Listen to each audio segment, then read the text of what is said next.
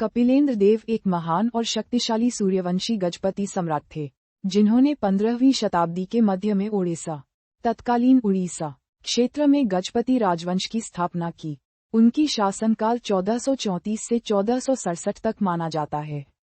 वे पूर्वी गंगा वंश के अंतिम शासक भानुदेव चौथे को परास्त कर सिंहासन पर पहुंचे और एक विशाल साम्राज्य के संस्थापक बने, जो तत्कालीन भारत के पूर्वी और दक्षिणी क्षेत्रों तक फैला था। कपिलेंद्र देव न केवल एक योद्धा राजा थे, बल्कि धर्म, कला, संस्कृति एवं समाज कल्याण के भी कट्टर समर्थक थे। प्रारंभिक जीवन और सिंहासनारोहण।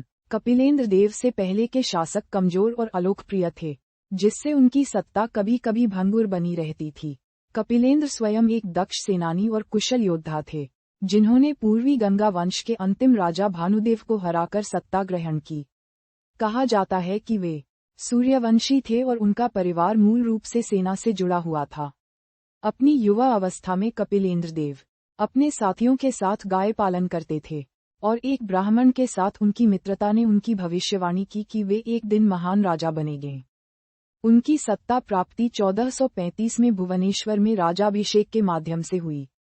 शुरुआत में कई राज्यों ने उनकी सत्ता को स्वीकार नहीं किया और आंतरिक विद्रोह हुए, जिनसे उन्होंने युद्ध कर स्वयं को स्थापित किया। उन्होंने अपने मंत्री गोपीनाथ महापात्र को जौनपुर के सुल्तान की धमकियों से बचाने के लिए नियुक्त किया, जिन्होंने सफलतापूर्वक रक्षा की। सैन्य विजयों और साम्राज्य विस्तार। कपिलेंद्र देव ने अपने साम्राज्य का विस्तार बड़े पैमाने पर किया और इसे एक विशाल गजपति साम्राज्य में परिवर्तित कर दिया। उन्होंने बंगाल, तेलंगाना, आंध्र प्रदेश, कर्नाटक और दक्षिण भारत के कई हिस्सों को अपने अधीन किया। बहमनी सल्तनत के साथ उनकी लड़ाइयां प्रसिद्ध हैं, जिसमें उन्होंने तेलंगाना के अधिकांश भागों को बहमनी साम्राज्य से मुक्त कराया। उनके पुत्र हम्वीरदेव ने विजयनगर साम्राज्य पर भी आक्रमण किए और हम्पी की राजधानी पर कब्जा कर कई वर्ष तक साम्राज्य की दक्षिणी सीमा को मजबूत किया। कपिलेंद्र देव की सेना बड़ी, संगठित और प्रशिक्षित थी, जिसने मुस्लिम सत्ताओं को कई बार परास्त किया। शासन शैली और समाज सेवा। कपिलेंद्र देव ने करों में कटौती की और लोगों पर अत्याचार न होने देने का आदेश दिया।